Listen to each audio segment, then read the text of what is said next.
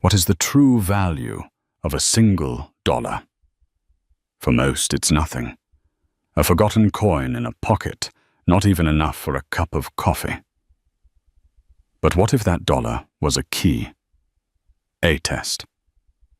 What if the most insignificant gesture you've ever received was actually the most important moment of your life? This is the story of Anya Sharma, a waitress drowning in debt and despair, who served a meal to one of the world's most reclusive billionaires. He left her a $1 tip on a $5,000 bill. But it's what she did next, her simple, unexpected reaction, that set in motion a chain of events that would unravel a decades-old secret and change her destiny forever. Stay with us. The air in the Gilded Sparrow was different. It was thicker, heavier, scented with money, and the kind of perfume that didn't come from a department store. Anya Sharma breathed it in every night, and every night it felt like she was breathing in a world she could serve, but never join.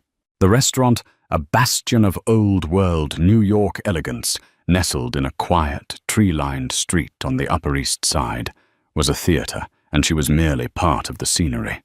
Her feet throbbed. It was a familiar, deep-seated ache that started in her arches and radiated up her calves, a constant reminder of the 12-hour shifts. She moved with an economy of motion born from years of practice balancing trays laden with seared scallops and truffle-infused risotto, her smile a carefully constructed mask. It was a good mask. It had to be. It hid the exhaustion, the gnawing anxiety about the stack of medical bills on her small kitchen table, and the ghost of a dream she was too tired to even remember most days. Just 3 years ago, her hands now calloused from hot plates and polishing cutlery had been covered in clay and charcoal. Anya had been the star sculpture student at Pratt Institute, her work described as viscerally alive. She could see shapes in blocks of marble, feel stories in twisted wire. Then came the phone call. Her younger sister Nina, diagnosed with a rare autoimmune disorder that required experimental treatments not fully covered by any insurance plan. Their parents were gone, lost in a car crash years ago, leaving Anya as Nina's sole guardian. The choice was never a choice. She dropped out, sold her chisels and tools, and picked up a tray. The art school scholarship evaporated, replaced by the relentless reality of rent and pharmacy co-pays. Tonight was a Tuesday, usually a slower, more manageable evening. But a late reservation had come in under a discreet booking name, Mr. Black. The maitre d', a perpetually stressed man named Lawrence, had pulled Anya aside, his voice, a low, urgent whisper. "Sharma, table 7. This is a big one. Very, very big. No mistakes. Don't be too chatty. Don't be invisible. Just be perfect." Anya nodded, the practiced, deferential nod of a seasoned waitress. Table 7 was the best in the house, a secluded alcove with a plush velvet banquette that offered a panoramic view of the restaurant's private garden. When the party arrived, the usual low hum of the dining room seemed to dip a few decibels. There were 2 men. The first was easy to read, Gregory Thorne. He was in his late 40s with a mane of silver hair, a tailored suit that probably cost more than Anya's car, and a Rolex that caught the light with every expansive gesture. He radiated a slick, predatory confidence. He was the kind of man who enjoyed being noticed. The other man was the one who held the room's gravity. He was older, perhaps in his late 60s, with a face that looked like it had been carved from granite. His hair was a shock of white, but his eyes, deep-set and startlingly dark, missed nothing. He wore a simple dark grey suit, impeccably tailored, but devoid of any brand-name flash. He didn't speak as he sat down. He simply absorbed the space around him, his presence a quiet, immense weight. This was Damien Blackwood. Anya knew the name, of course. Everyone did. Blackwood was a legend, a ghost. He was the architect of a global tech and logistics empire, a man who had famously started with nothing but a single brilliant idea for optimizing supply chains in his 20s. He was now worth an estimated $50 billion, but he was pathologically private. There were fewer than a dozen authenticated photos of him in existence. He gave no interviews, attended no galas, and his company Blackwood Consolidated Poumou was a fortress. Seeing him here in the flesh was like spotting a mythical creature. "Good evening, gentlemen," Anya said, her voice smooth and even, betraying none of the shock she felt. "My name is Anya, and I'll be taking care of you this evening. May I start you with some water?" Gregory Thorne waved a dismissive hand. "Voss still. 2 bottles, and we'll have the 98, Chateau Margaux." He didn't look at her, his eyes already scanning the menu, with an air of entitlement. Damien Blackwood, however, was looking directly at her. His gaze wasn't unkind, nor was it friendly. It was analytical probing. It felt less like he was seeing a waitress, and more like he was examining a specimen, noting the faint tremor in her hand as she poured the water, the slight wear on the cuff of her uniform, the way her smile didn't quite reach her eyes. It was unnerving. "Thank you, Anya," he said. His voice was a low baritone, gravelly with age, but clear as a bell. It was the first time a customer in a long time had used her name with such deliberate clarity. The meal was an exercise in tension.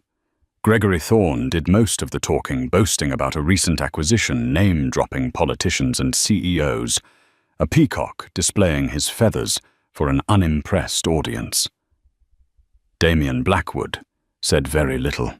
He ate slowly, deliberately, his dark eyes occasionally flicking up to watch Anya as she cleared a plate or refilled a glass.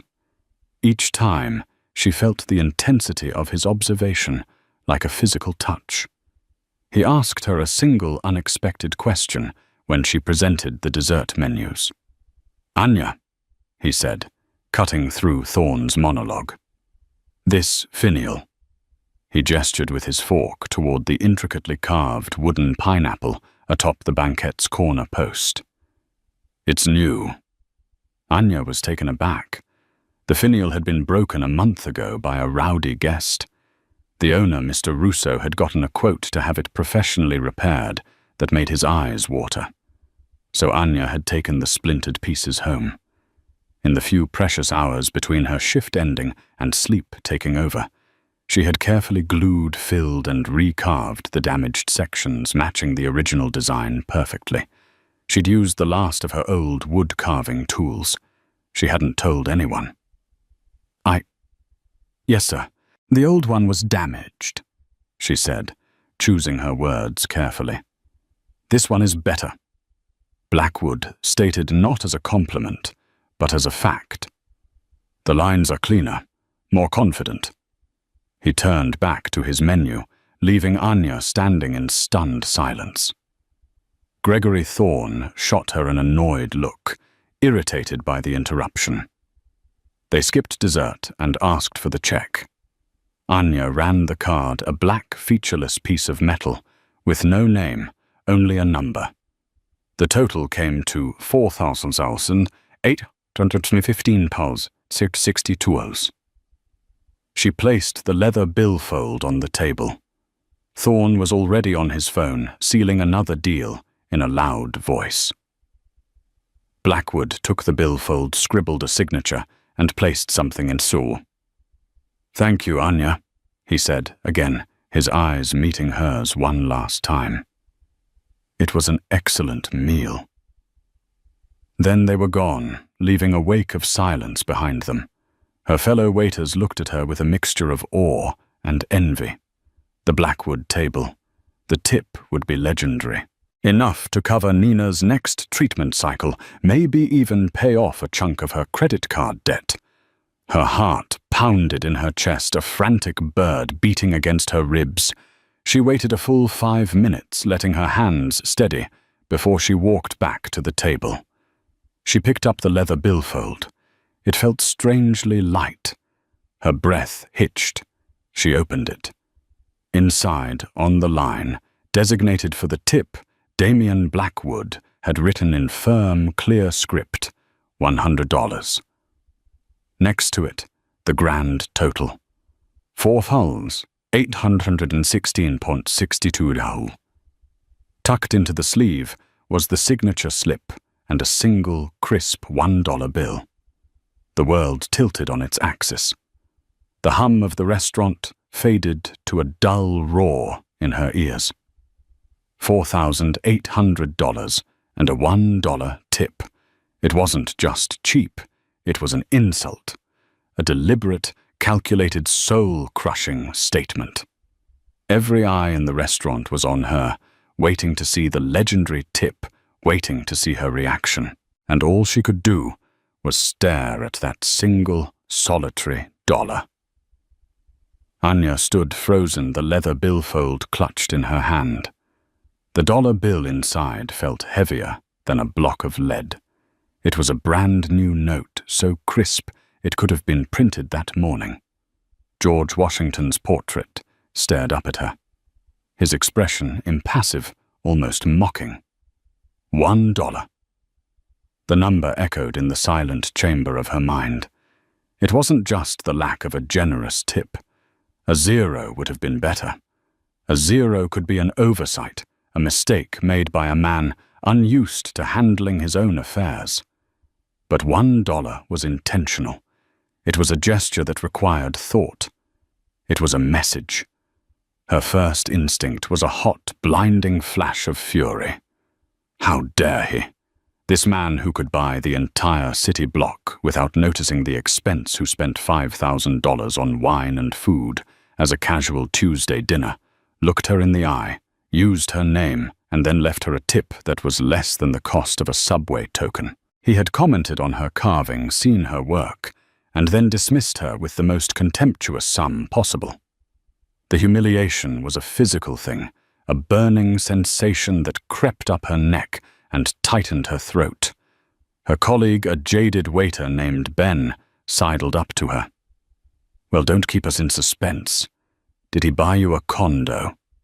He whispered, his eyes gleaming with vicarious greed. Anya couldn't speak. She just opened the billfold and showed him. Ben's jaw dropped. He blinked, then looked again. A low whistle escaped his lips. "No way, no way, Blackwood. The billionaire left you $1." His whisper turned into a choked laugh of disbelief. That's brutal, man. That's colder than the walk-in freezer." The word spread through the staff like wildfire. Whispers turned to stares. The sympathy in their eyes was mixed with a morbid curiosity, the kind people reserve for watching a car crash. The legendary tip was indeed legendary, but for all the wrong reasons. Anya felt her carefully constructed mask begin to crack. The professional smile faltered. Her shoulders slumped.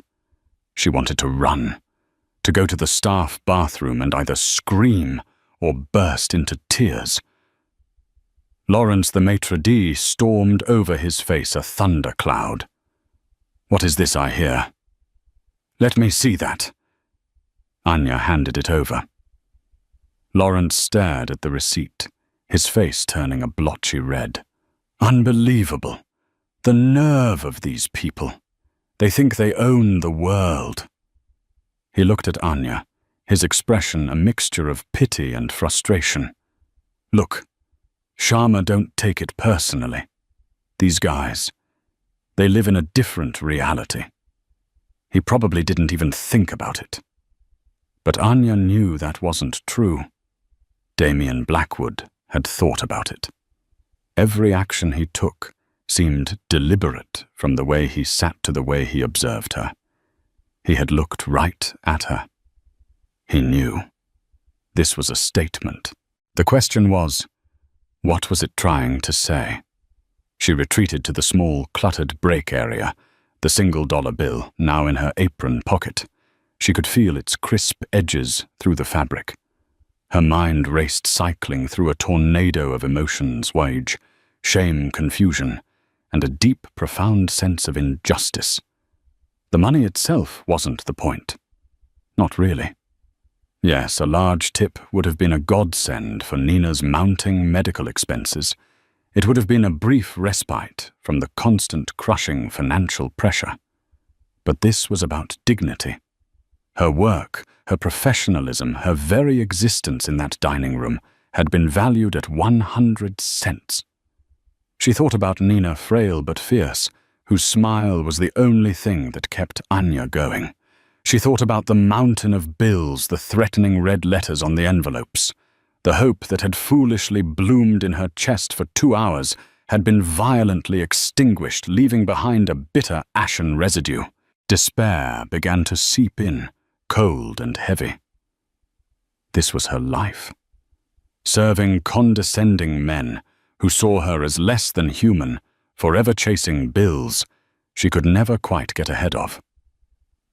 The dream of the artist, of the sculptor, felt like a fantasy from another person's life. She pulled the receipt from her pocket and looked at it again. 4,815.662. And then his signature. A strong, decisive scrawl. Damien Blackwood. Beneath it on the customer copy was the empty space where she was supposed to just accept this. And then something shifted. The anger was still there, a hot coal in her gut. But something else rose to meet it, a stubborn spark of defiance. The same spirit that had driven her to spend hours meticulously recreating a broken wooden finial for no pay and no recognition. The same spirit her father, a brilliant but perpetually broke engineer, had possessed. He used to tell her, "Anya, they can take your money, they can take your time, but never ever let them take your grace." She wasn't just a waitress. She was Anya Sharma. She was a sister. She was an artist, and she would not be defined by this man's contemptuous dollar. She wouldn't cry. She wouldn't complain to her manager again. She wouldn't let this break her. She would respond. An idea bold and terrifying formed in her mind. She walked back out into the now emptying dining room and approached Lawrence. "Lawrence," she said, her voice quiet but firm. "I need the guest copy of that receipt back, the one he signed." Lawrence looked at her confused. "Why, for a souvenir, Anya, just throw it out. Forget him." "I'm not going to throw it out," she said. "I'm going to do something else." She took a pen from her apron. Her hand was shaking, but not from fear or weakness. It was shaking with a strange, exhilarating sense of purpose. She smoothed the receipt on a clear section of the service bar. For a moment, she wasn't in a restaurant. She was back in her studio, a blank canvas before her. This little slip of paper was her canvas now. She wouldn't be rude. She wouldn't be sarcastic. That would be playing his game, sinking to the level of pettiness the dollar suggested. She would rise above it. She would give him the one thing he clearly didn't expect. She took a deep breath, and she began to write. The pen felt alien in her hand, so different from the familiar weight of a chisel or a sculpting tool. Yet as she touched the tip to the paper, a sense of calm settled over her. This was her response, her one chance to reclaim her dignity from the cold indifference of a billionaire. She didn't write on the merchant copy. That had to be filed. She took the customer copy, the one meant for Blackwood's own records, which he had left behind on the table. It was on this slip of paper next to his powerful signature, and the insulting one-horse rollers that she would make her stand. Her handwriting was neat, a relic from years of art school drafting classes. She wrote carefully, choosing her words not to wound, but to convey a truth he had overlooked. Mr. Blackwood, thank you for dining at the Gilded Sparrow tonight. On the receipt you valued my service at $1. I accept it not as an insult, but as a challenge. You see, a single dollar can be powerful. For some, it is the start of a fortune. For others, it is the meal they weren't sure they would have. It can be a seed, or it can be a symbol. You are a man who clearly understands the value of building something from nothing. So I will treat this dollar with the respect it deserves. I will invest it, not in stocks or bonds, but in a moment of kindness for someone who needs it more than I do. Perhaps it will buy a coffee for a homeless person on a cold morning, or a flower for someone having a bad day. Thank you for this reminder that true value is not always what is written on a check, but what one chooses to do with what they are given. I hope you have a safe evening. Sincerely, Anya Sharma, Table 7, the artist who fixed the finial. She added the last line on impulse, a final quiet assertion of her identity beyond the uniform. She reread the words. They were not angry. They were not sycophantic. They were simple, direct, and filled with a quiet grace she didn't even know she possessed. It was a response he could not have anticipated. She had taken his gesture of contempt and transformed it into an act of charity, subtly turning the tables on him. She had refused to be the victim. Ben watched her, his expression one of utter bewilderment. What did you do? Are you writing him a complaint? They'll fire you, Anya. No, she said, folding the note neatly. I'm just closing out the check. Her next move was even bolder. She walked to the front desk where Lawrence was sorting through the evening's reservations. Lawrence, I need an address, she said. What address? Anya, go home. Get some rest. The booking address for Mr. Black. You have it on file. I need to mail him his receipt. Lawrence looked at her as if she had grown a second head. Are you insane? We do not contact guests, especially not this guest. You'll get me fired. You'll get yourself blacklisted from every restaurant in this city. He left his copy. Anya insisted, her voice unwavering. It's a business expense. He'll need it for his records. It's my professional duty to ensure he receives it. She was using the language of the service industry, a shield of professionalism for her audacious plan. I won't say I'm from the restaurant. I'll just mail it. Standard procedure. Lawrence argued for 5 minutes, but there was a stubborn light in Anya's eyes he had never seen before. Finally defeated and deeply worried, he scribbled an address on a piece of paper. It wasn't a home address, but the corporate headquarters of Blackwood Consolidated on Park Avenue. I never did this, Sharma. This is on you. Thank you, Lawrence, she said, taking the paper. The next morning, after just 4 hours of sleep, Anya woke up before her alarm. The first thing she did was take the crisp $1 bill from her uniform. She went to the corner bodega, bought a single stamp and an envelope. With the change, she bought a hot coffee.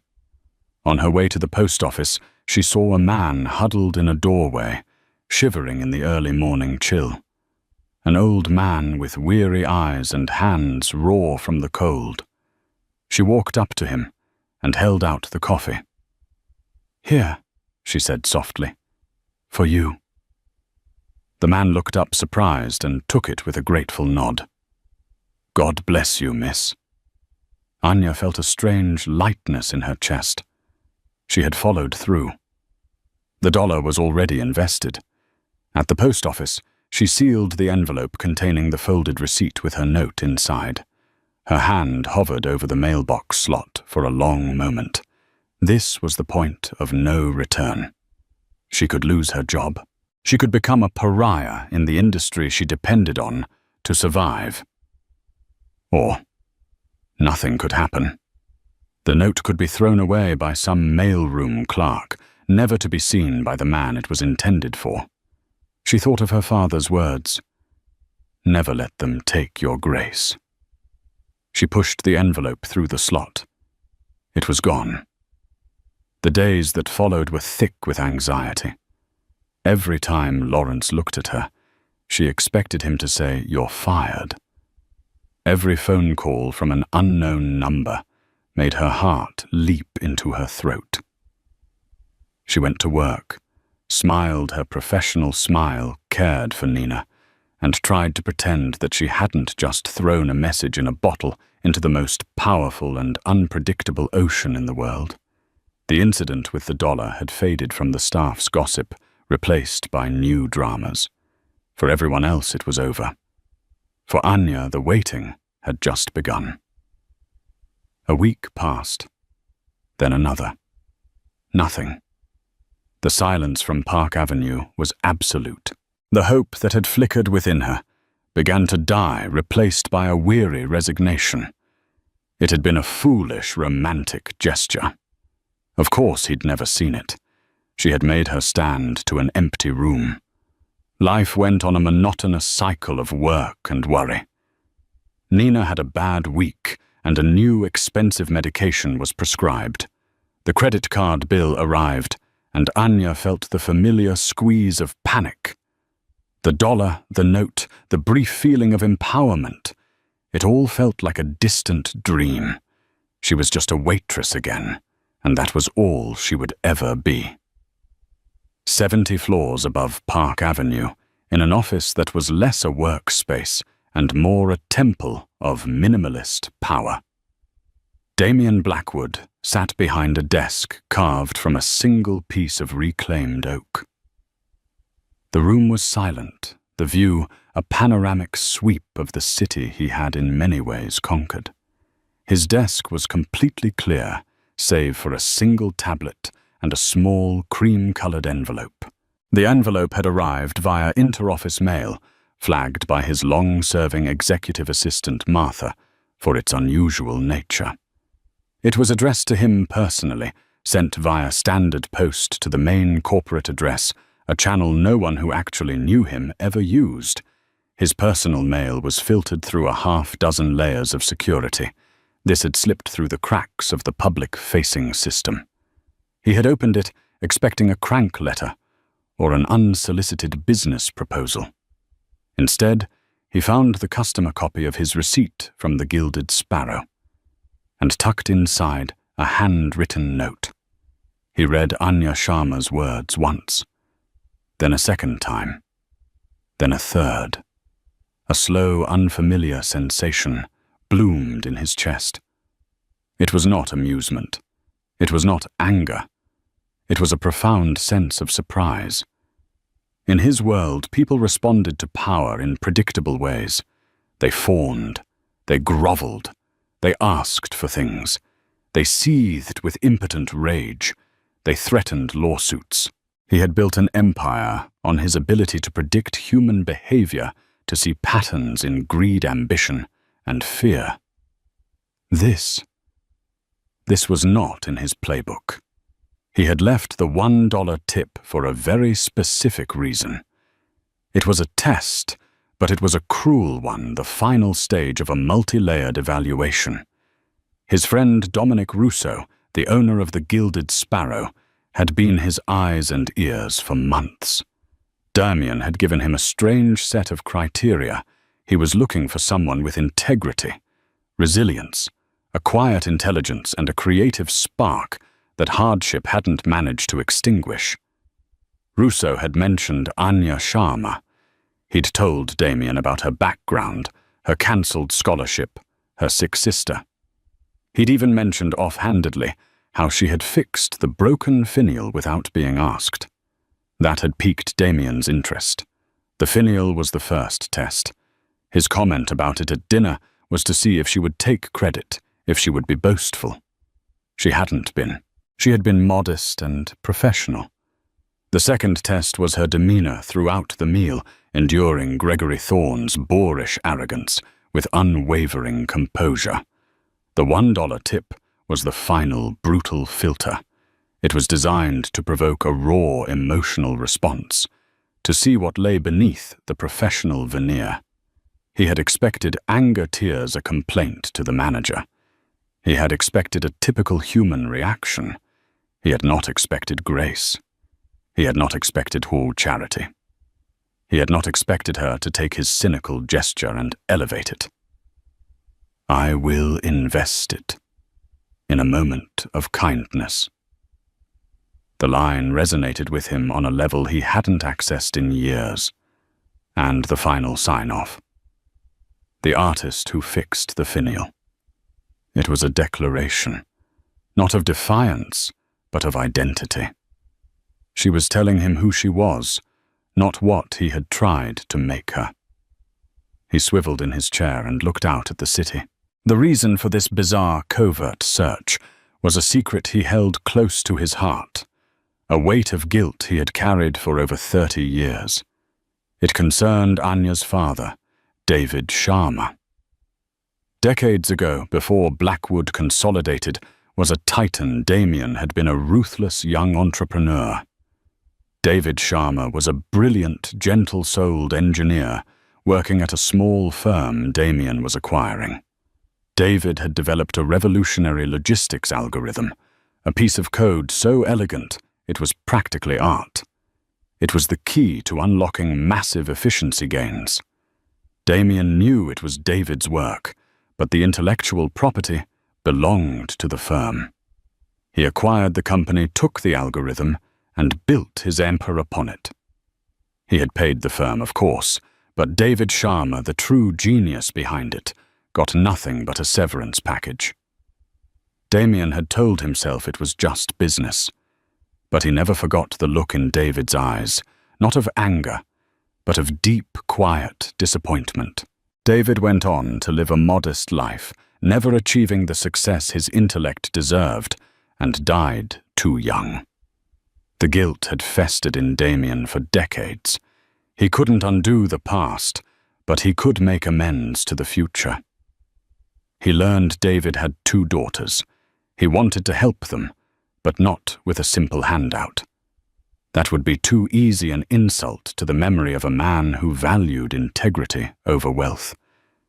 He needed to know if David's character, his grace under pressure, had passed to his child. He needed to find the artist, not just the survivor. Anya Sharma's note was the proof. She was her father's daughter. He buzzed his intercom. Martha, get me Evelyn Reed on the line, and find out everything you can about a young woman named Anya Sharma and her sister Nina Sharma.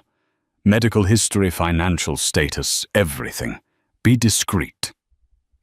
Evelyn Reed was his personal lawyer, a woman as sharp and unforgiving as a shard of glass. She handled the matters that required absolute precision and zero sentimentality. While he waited for the call, Gregory Thorne entered his office, all teeth and confidence. Damien Morning, I'm about to close the deal on that Singapore port contract. They're folding on all our key demands. Damien didn't look up from the note. Gregory, do you remember the waitress from the Gilded Sparrow the other night? Thorne scoffed. The pretty one, vaguely. Why, I left her a $1 tip, Damien said, his voice flat. Thorne chuckled. I saw that. Savage. Putting the help in their place. What was that about? It was about seeing what she would do, Damien said, finally looking at Thorne, his dark eyes cold. She took the $1, bought a coffee for a homeless man, and sent me a letter explaining the principles of true value. Thorne's smile faltered. He didn't understand. A nutcase, then. You get all sorts. No. Damien said the word like a chip of ice. She's an artist. He folded the note and placed it in his breast pocket. Gregory, I'm transferring you to the head of the South American division. You'll be based in Sao Paulo, effective immediately. Thorne was floored. Sao Paulo, but the Singapore deal. That's a demotion. Why? Because you saw a pretty waitress to be put in her place, Damien said, turning back to his window. And I saw a person of character. Your perspective is limited. Go and broaden it. My jet will be ready for you tomorrow. Thorne stood there sputtering, but he knew better than to argue. A decision from Damien Blackwood was as final as gravity. He backed out of the office, his world turned upside down. The intercom buzzed. Ms. Reed is on line 1, sir. Damien picked up the phone. Evelyn, he said, his voice now devoid of all emotion. I have a new project for you. It's a delicate matter. Its name is Anya Sharma. The ripple had hit the shore. Now the tide was about to turn. 2 weeks after she had mailed the letter, Anya had convinced herself it was a forgotten dream. Life had settled back into its grueling rhythm. Nina's condition had stabilized, but the cost of her new medication was staggering, wiping out what little savings Anya had managed to scrape together. The Gilded Sparrow felt more like a cage than ever, the forced smiles and polite chatter grating on her frayed nerves. The brief flicker of defiance she had felt was gone, smothered by the heavy blanket of reality. One afternoon, a letter arrived. It was not a bill or a junk mail flyer. The envelope was made of thick, creamy cardstock, her name and address written in elegant, fluid calligraphy. There was no return address, only a simple embossed seal on the back, a stylized BR. Her hands trembled as she opened it. Inside was a single sheet of matching cardstock. The message was brief and printed in a severe, no-nonsense font. Anya Sharma. This letter serves as an invitation to a meeting to discuss a matter of potential significance to you. The meeting will be held this Friday at 2:00 p.m. at the offices of Reed & Associates, located at 450 Park Avenue, Suite 5500. A car will be sent to your address at 1:15 p.m. to escort you. Please be prompt. Sincerely, Evelyn Reed-esque. Reed & Associates, Park Avenue, a car service. Anya's mind went into overdrive. She had never heard of Evelyn Reed. What matter of potential significance? Her first thought was that she was being sued, that Damien Blackwood, offended by her audacity, was bringing the full weight of his legal team down on her for harassing him. Panic, cold and sharp, seized her. She was going to lose her job, be buried in legal fees she could never hope to pay. This was the consequence of her foolish pride. She spent the next 2 days in a state of quiet terror. She told no one, not wanting to worry Nina or invite Lawrence's "I told you so." She considered not going, just disappearing. But the summons was too formal, too powerful. Ignoring it felt like it would only make things worse. On Friday, she asked for the day off from the restaurant, citing a personal appointment. At exactly 1:15 p.m., a black Lincoln town car, so polished it looked like a pool of liquid shadow, pulled up in front of her modest apartment building. The driver, a man in a crisp suit, got out and opened the door for her without a word. The ride downtown was surreal. Anya, in her best and only blazer, felt like an imposter as the city's landscape shifted from the worn brick of her neighborhood to the gleaming steel and glass of Midtown Manhattan. The offices of Reed & Associates were on the 55th floor. The reception area was a study in intimidating minimalism: white marble floors, gray suede walls, and a single, terrifyingly severe receptionist who directed her to a conference room. The room had one glass wall with a view that seemed to stretch to the edge of the world. Anya sat at the enormous mahogany table, her hands clasped tightly in her lap, feeling smaller than she ever had in her life. After a few minutes, the door opened, and a woman entered. She was in her 50s, with sharp, intelligent features, hair pulled back in a severe chignon, and eyes the color of a winter sky. She wore a perfectly tailored grey suit. She radiated an aura of competence so intense it was practically a force field. "Ms. Sharma," she said, her voice crisp and devoid of warmth. "I am Evelyn Reed. Thank you for coming. Please have some water." She gestured to a pitcher on the table, but didn't wait for an answer. She sat opposite Anya, placing a thin leather portfolio on the table between them. "I'll be direct, as I find it saves time," Evelyn began. "I represent a client who has taken an interest in your situation. This client has become aware of certain financial hardships you are facing, specifically regarding your sister's medical care." Anya's blood ran cold. "Who is your client? Is it Damien Blackwood?" Evelyn's expression didn't flicker. "My client prefers to remain anonymous at this stage. Let's call him a benefactor." She opened the portfolio.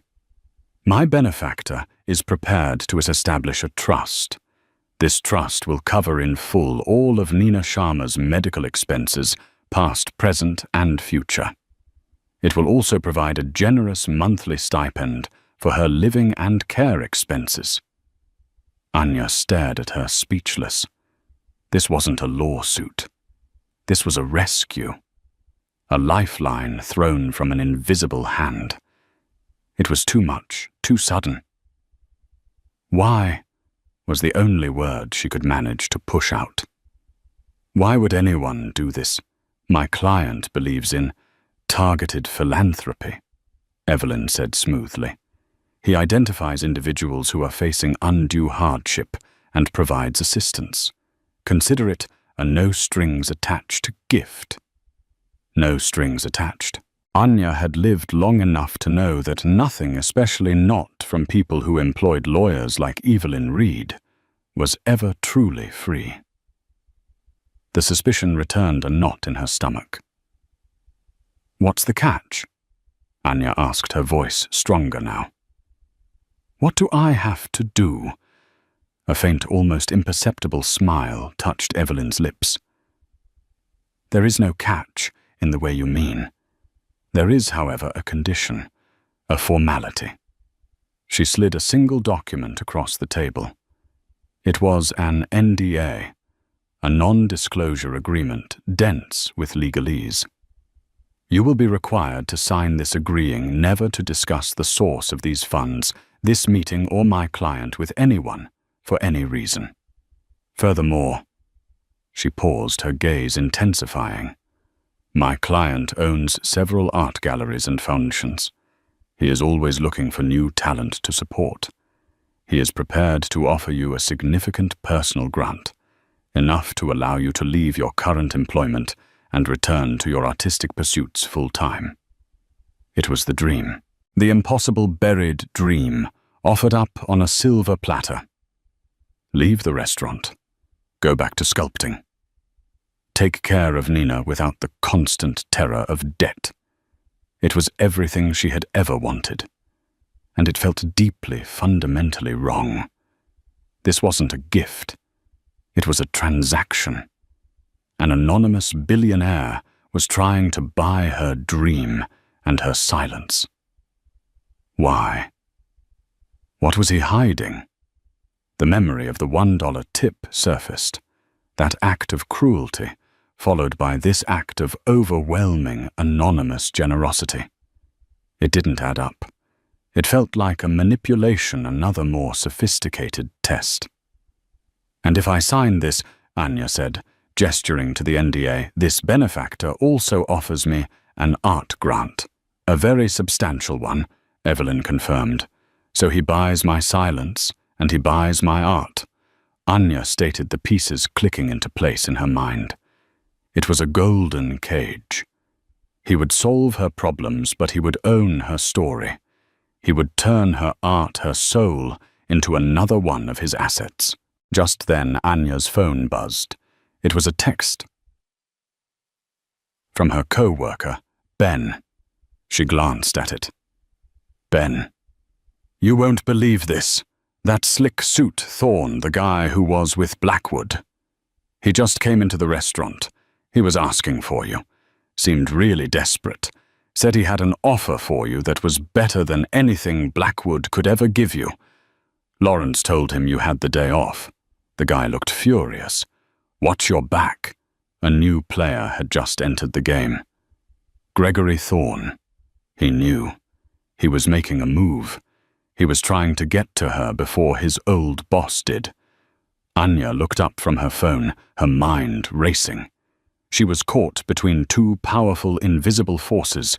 One was offering her a gilded cage. The other was a snake in the grass, likely offering a poisoned apple. She looked Evelyn Reed directly in the eye. The fear was gone, replaced by a cold, clear resolve. Ms. Reed, she said, pushing the unsigned NDA back across the table. I appreciate the offer. It's more generous than I can possibly imagine. But before I sign anything, I have one condition of my own. Evelyn Reed raised a perfectly sculpted eyebrow. No one gave her conditions. I will not accept a single penny from a man who won't look me in the eye. Anya said, her voice shaking slightly but full of conviction. I will not be a project for some anonymous benefactor.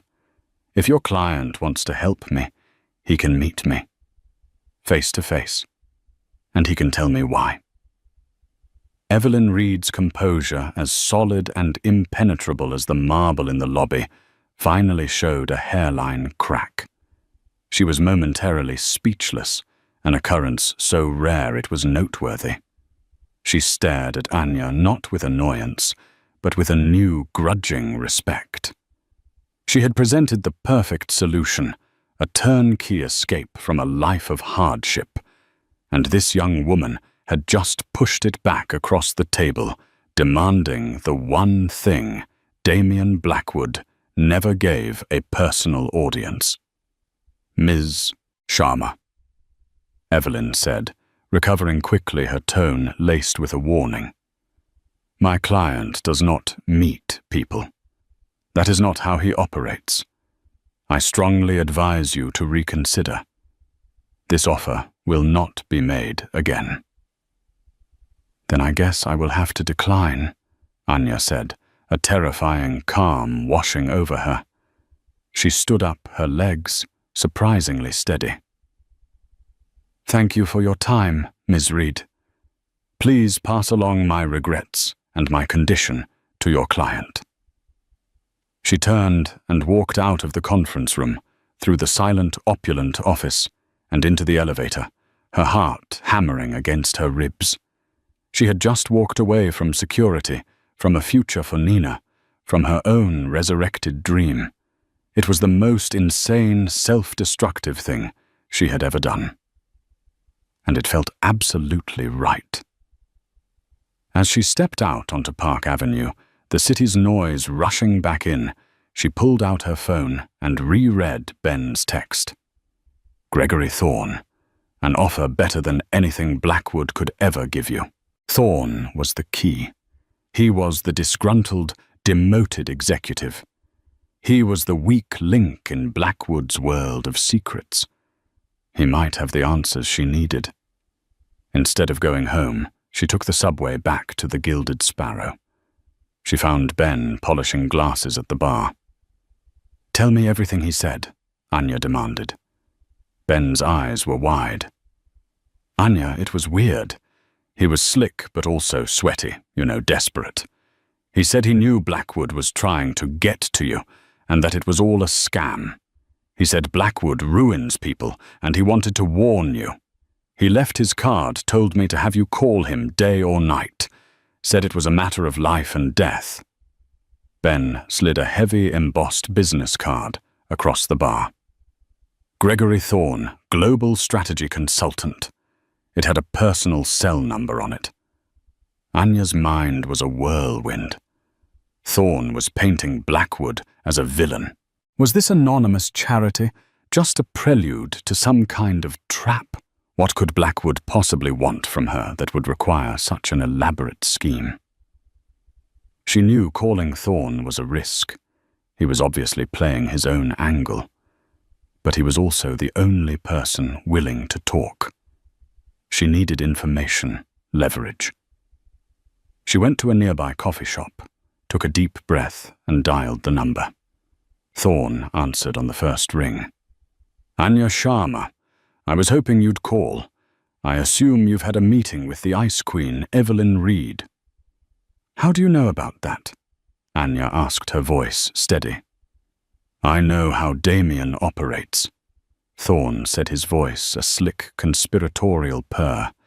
"He finds a person's weakness and he leverages it. He's offering you money for your sister, isn't he? An art grant. He makes you think he's a savior, but he's a devil, Anya. I worked for him for 15 years. I know." "What do you want Mr. Thorne to help you?" He said the lie so smooth it was almost believable. "And to get a little justice for myself. Damien is obsessed with your family. It's about your father, David Sharma." Anya froze, the coffee cup trembling in her hand. "My father? He's been dead for 10 years. What about him?" "Your father was a genius," Thorne said. "He invented the core algorithm that Blackwood Consolidated is built on, the source of all of Damien's wealth, and Damien stole it. He bought the company your father worked for, took the tech and threw your father away like trash. Now he's old and consumed by guilt. This whole act, the test, the money. It's not for you, it's for him. He's trying to buy absolution. He'll set you up in some foundation, make you a poster child for his generosity, and use your father's story to launder his own reputation. You'll be a puppet, Anya." The words hit her like a physical blow. It was a plausible, ugly story. It explained the obsession, the secrecy, the overwhelming generosity. It painted Blackwood not as a benefactor, but as a user, just as he had been 30 years ago. "What's your offer, Mr. Thorne?" Anya asked, her voice cold.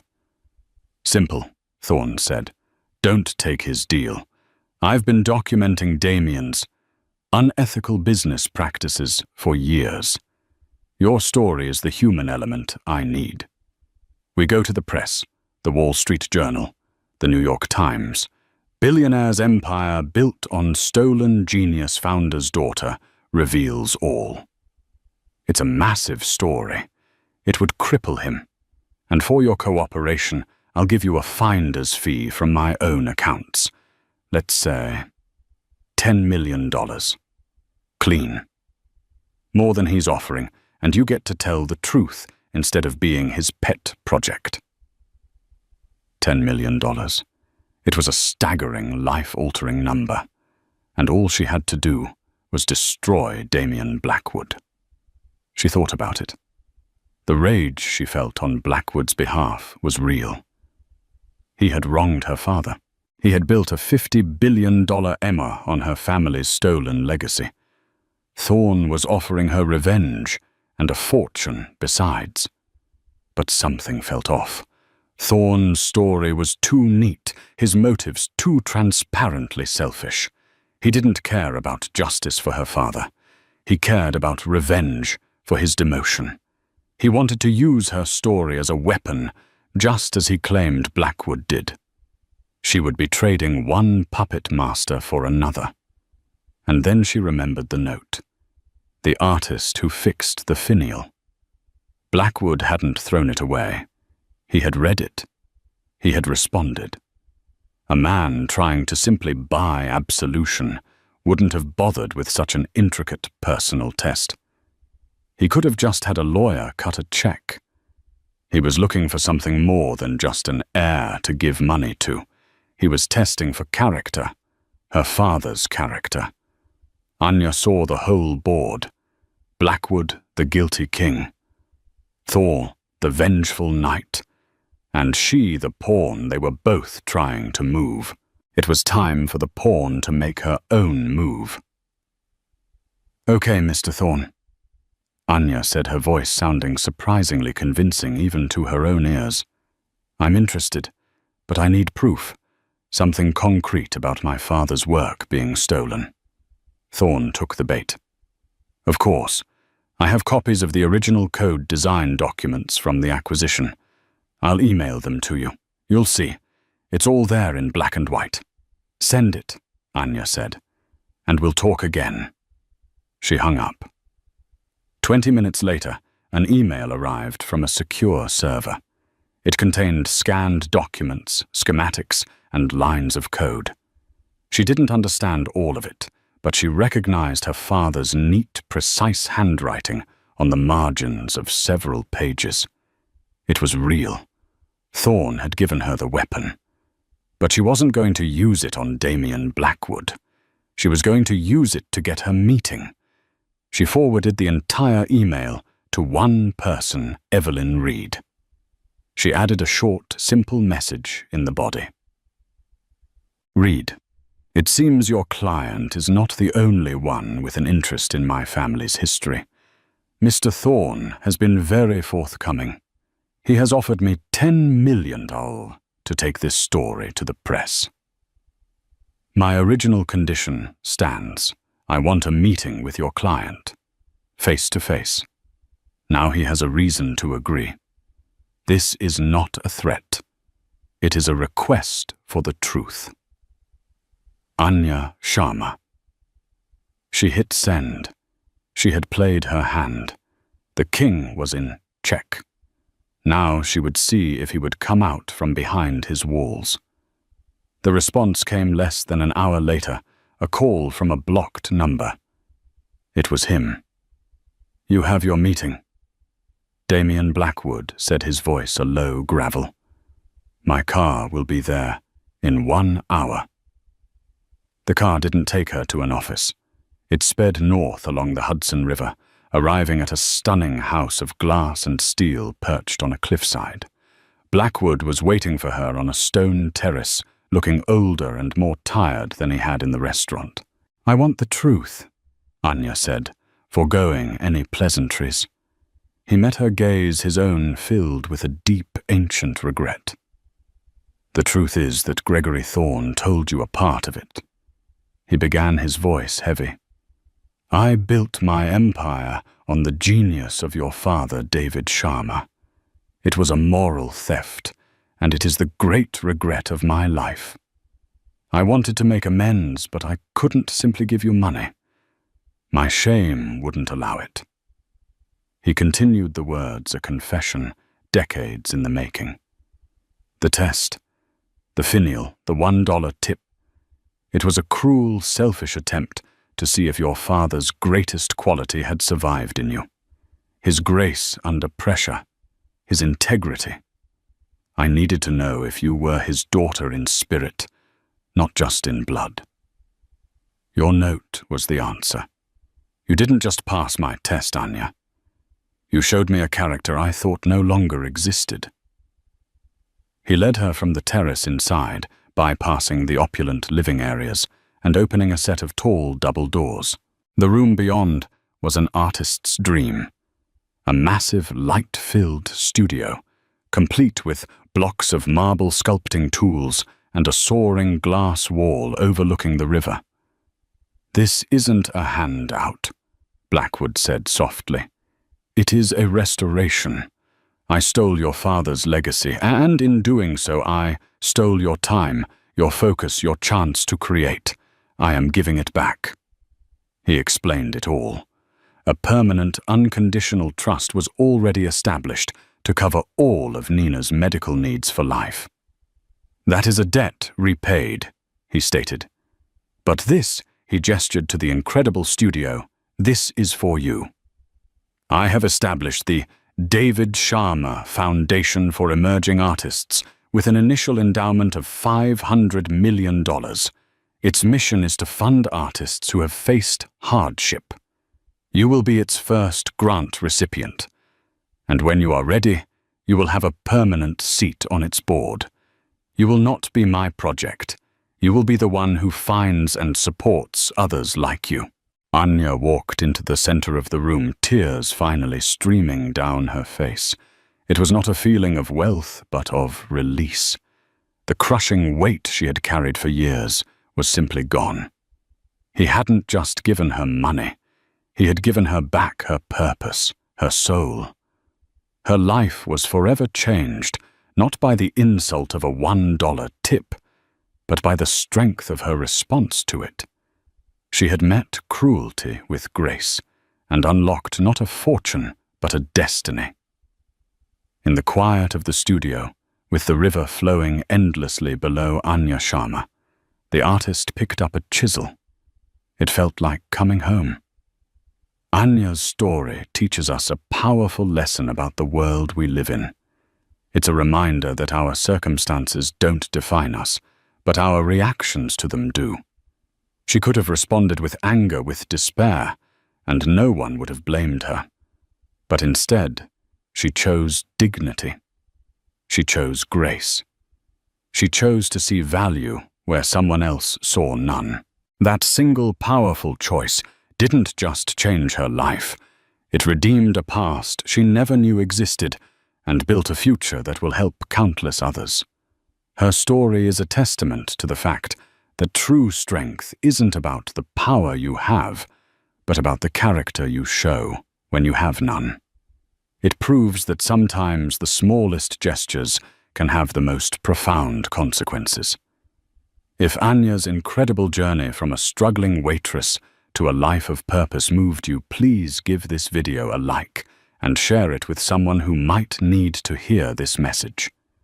And for more true stories that inspire and make you think, make sure to subscribe to our channel and hit the notification bell. What is the kindest act you've ever seen in response to a negative situation? Let us know in the comments below. What if the person you dismissed as invisible, the one you treated as nothing more than an obstacle in your path, was secretly the one who held your entire world in their hands? This isn't a fairy tale. It's a story about the deceptive nature of power and the quiet strength of those we overlook. It's about a waitress named Clara Evans, whose worn-out shoes and tired smile concealed a secret that was about to bring the city's most arrogant billionaire, Damien Sterling, to his knees. It's a reminder that karma doesn't always send a warning, and sometimes the bill comes due in the most unexpected way imaginable. Stay with us to hear how a single glass of spilled wine in a high-end restaurant triggered the collapse of an empire. The Gilded Sparrow wasn't just a restaurant, it was a theater. Every night the same play was performed under the soft glow of crystal chandeliers. The actors were the city's elite, the tech moguls, the banking scions, the old money matriarchs, and the stagehands were people like Clara Evans. Her role was simple: be swift, be silent, and above all, be invisible. At 28, Clara wore her waitress uniform like a second skin. It was a well-tailored but drab grey dress, a canvas onto which the wealthy patrons could project their own importance. She had learned the geography of this world intimately, the precise angle to pour the Chateau Margaux to avoid a single drop marring the white linen, the exact moment to clear a plate without interrupting the flow of a multi-million-dollar conversation, and the carefully neutral expression to maintain when a dismissive hand was waved in her face. Clara wasn't born into this life of servitude. In fact, her life had been a quiet academic one. She'd graduated with a degree in art history, dreaming of curating galleries and preserving beauty. But life, as it so often does, had other plans. A family illness had drained her savings, and her father's death a year ago had left her unmoored adrift in a sea of debt and grief. The Gilded Sparrow with its lucrative tips was a life raft. It was meant to be temporary, a stopgap, until she could find her footing again. But months had bled into 2 years, and the apron strings felt more like chains every day. Her colleagues saw her as quiet and efficient. They knew she was smart. She'd sometimes help their kids with homework, questions they couldn't answer, but they assumed her past was as unremarkable as her present. No one knew about the worn copy of Proust in her locker, or the sketches of Renaissance architecture she drew on napkins during her break. To them she was just Clara, reliable, steady, forgettable. This particular Tuesday evening was no different. The air hummed with the low thrum of expensive chatter. Clara moved between tables with a practiced grace, her mind a whirlwind of orders, allergies, and special requests. Table 7 needed more bread. Table 12's steak was to be butterfly cut, medium well, a culinary sin she was paid not to judge. Her manager Marcus, a perpetually stressed man whose smile never quite reached his eyes, pulled her aside near the service station. "Clara, table 3. It's Damien Sterling. You know the drill." Clara's stomach tightened. Everyone knew the drill with Mr. Sterling. He was the CEO of Sterling Prescott Holdings, a massive luxury goods conglomerate that owned everything from boutique hotels to high-fashion labels. He was a titan of industry, a regular fixture in Forbes, and notoriously the worst customer in the city. He treated service staff like dirt beneath his custom-made Italian leather shoes. The unspoken rule was to give him what he wanted before he knew he wanted it, and never ever make a mistake. "He's with the board from a Japanese firm they're trying to acquire." "High stakes," Marcus whispered, wiping a bead of sweat from his temple. "Just be perfect." Clara nodded, her expression unreadable. "Of course, Marcus." She took a deep breath, straightened her apron, and approached the table. Damien Sterling sat at the head holding court. He was exactly as his public image suggested, impeccably dressed in a tailored navy suit, a ridiculously expensive watch on his wrist, and a look of bored arrogance etched onto his handsome face. He wasn't speaking. He was pontificating his voice, a smooth, confident baritone that cut through the restaurant's ambient noise. His guests, 3 impeccably dressed Japanese businessmen and a younger, nervous-looking associate, listened with rapt attention. "The market waits for no one," Sterling was saying, gesturing with a hand that had clearly never seen a day of hard labor. "Sentimentality legacy. These are anchors. You cut them loose or you sink." Clara waited for a pause that never came. Finally, she stepped forward. "Good evening, Mr. Sterling. Gentlemen, may I offer you an aperitif while you look over the menu?" Sterling didn't even look at her. He simply raised one finger, a gesture that said, "Wait." Clara froze, her body held in a state of suspended service, a living statue in a grey dress. She could feel the heat rising in her cheeks, the familiar sting of humiliation. She wasn't a person to him. She was an interruption. After finishing his point with a self-satisfied smirk, he finally turned his head, his cold blue eyes scanning her from head to toe with a look of utter disinterest. "We'll start with a bottle of the 82 Petrus," he said, his tone suggesting he was ordering a soda. He hadn't glanced at the wine list. He didn't need to. He was the kind of man who knew the most expensive thing on it by heart. "An excellent choice," Sir Clara replied, her voice professionally placid. He waved a dismissive hand, already turning back to his guests. "Just bring it." As Clara walked towards the wine cellar, she could feel his presence like a physical weight on the entire room. He was a black hole of ego, pulling all light and energy towards himself. She thought of her father, Arthur. He had been a businessman too, a small-scale builder who knew every one of his employees by name. He believed a company was a family, that its foundation was respect. Men like Damien Sterling were everything her father had despised. They built empires on the backs of invisible people, never once thinking to look down. Little did she know her father's world and Damien Sterling's were about to collide with her standing at the epicenter. And in her locker next to the copy of Proust was a thick manila envelope from a law firm, an envelope she hadn't yet found the courage to open. The 82 Waitress was stored in the deep cellar, a hallowed space where bottles worth more than Clara's car rested in silent, temperature-controlled reverence. She retrieved it with the care of a museum curator handling a priceless artifact. The bottle was cool and heavy in her hands, a vessel of fermented history. For a fleeting moment, she wondered what it tasted like, this nectar of the gods that men like Sterling consumed so casually. Returning to the table, she presented the bottle to him as protocol dictated. Again, he didn't look at her, merely grunting his approval. Clara began the delicate ritual of opening the wine. The cork came out with a soft, satisfying sigh. She poured a small amount into a decanter, the deep, ruby liquid swirling like liquid velvet. Then she poured a tasting measure into Sterling's glass. He picked it up, swirled it with an air of practiced connoisseurship, and took a sip. He held the wine in his mouth for a moment, before swallowing.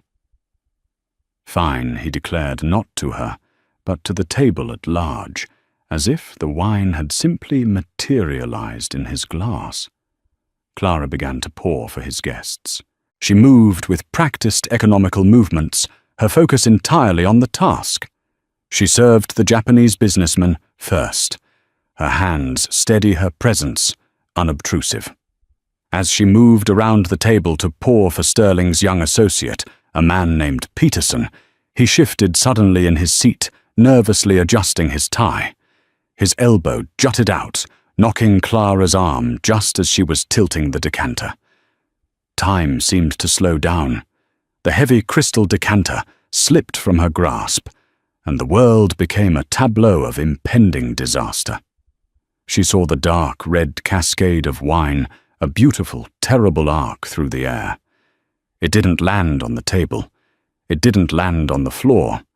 It landed squarely on the front of Damien Sterling's crisp white $1,000 shirt. Silence. A collective gasp seemed to be sucked out of the room.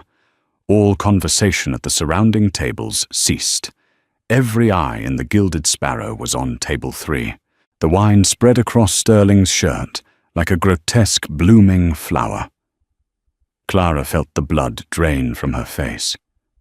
"I am so sorry, Mr. Sterling," she stammered, her professional composure shattered. "It was an accident. Before she could finish, Damien Sterling rose slowly from his chair. His face, moments before a mask of casual arrogance, was now a thundercloud of pure fury. His blue eyes, once cold, were now blazing. He looked down at the crimson stain on his chest, then up at her. He didn't shout. His voice, when it came, was low, controlled, and infinitely more terrifying than any yell. An accident, he hissed each word, a venomous dart. "Do you have any idea what this shirt costs? It costs more than you make in a month. But that's not the point, is it?" He took a step closer, invading her personal space, forcing her to look up at him. She could smell the expensive cologne, the wine on his breath. "The point," he continued, his voice dripping with contempt, "is incompetence. The point is that I come here to conduct business, to entertain important partners, and I am subjected to this clumsiness." He gestured vaguely at her, as if she were a piece of faulty equipment. His associate Peterson was pale with terror. "Sir, it was my fault. I moved my arm. Quiet, Peterson," Sterling snapped without looking at him. His laser focus was entirely on Clara. "People like you," he said to her, his voice dropping even lower, "are supposed to be invisible. You are background. You are furniture that moves. Your one job is not to screw up, and you can't even do that. "What is your name?" Clara's throat was dry. "Clara, sir." He let out a short, mirthless laugh. "Clara, of course. A name as forgettable as your face." He leaned in his voice, a conspiratorial whisper that everyone at the table could hear. "Let me give you a piece of life advice, Clara. Some people are born to lead, to create, to matter. And some people are born to pour the wine. Know your place. You are utterly and completely insignificant." The words struck her harder than a physical blow. It wasn't just the anger. It was the casual cruelty, the deep-seated belief behind his words. He genuinely saw her as a lesser being. The humiliation was a physical thing, a hot, coiling serpent in her gut. She could feel the stares of every person in the restaurant burning into her back. Marcus was now rushing over his face, a mask of frantic apology.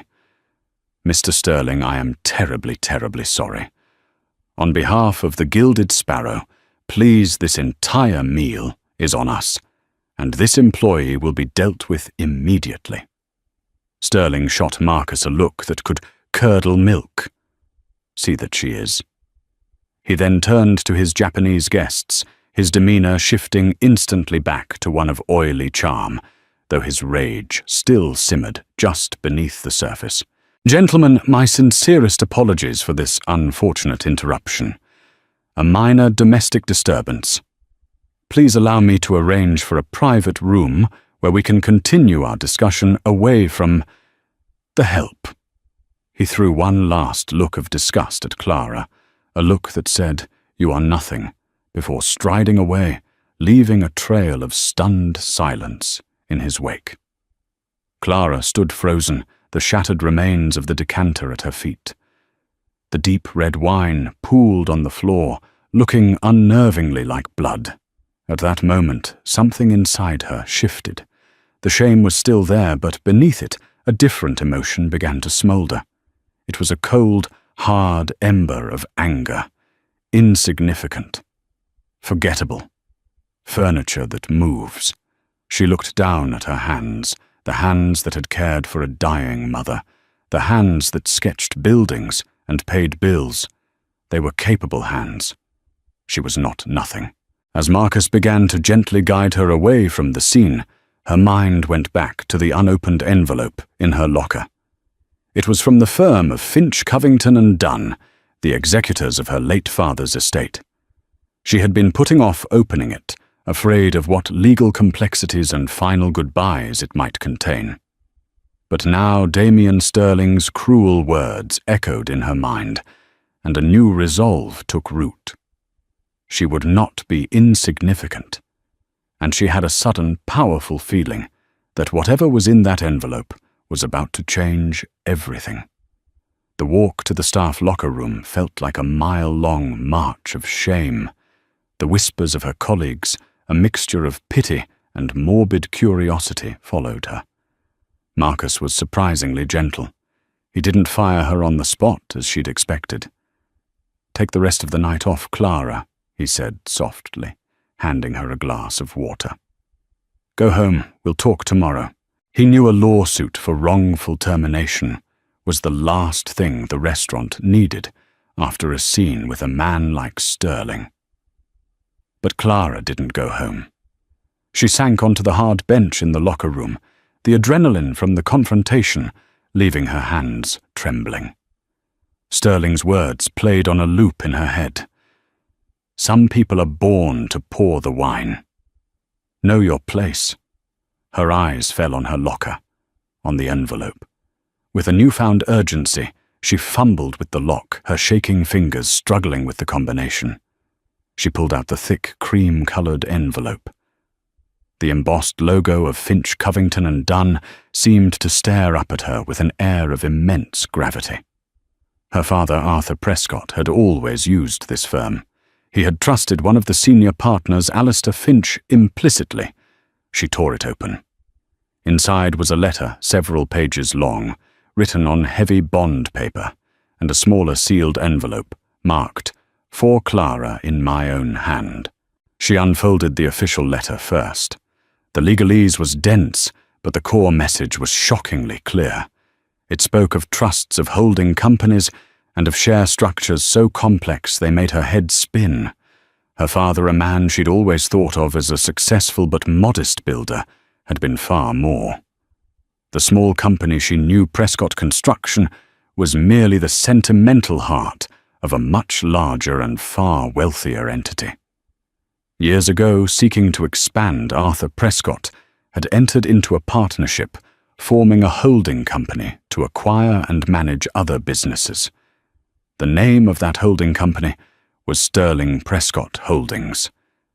Clara read the sentence again and again. A cold dread mingled with a dawning, terrifying sense of disbelief washed over her. It couldn't be. It was a coincidence, a cruel joke by the universe. But there was no mistake. The letter detailed how her father, Arthur Prescott, had been the majority shareholder. He had retained 51% of the voting shares, a controlling interest he had never relinquished. His partner, a young, ambitious executive named Damien Sterling, controlled the other 49%. After Arthur's health had begun to fail, he had stepped back from day-to-day operations, ceding the role of CEO to Sterling under a strict contractual agreement. But he had always remained the quiet, guiding force, the true owner. And then came the final earth-shattering paragraph.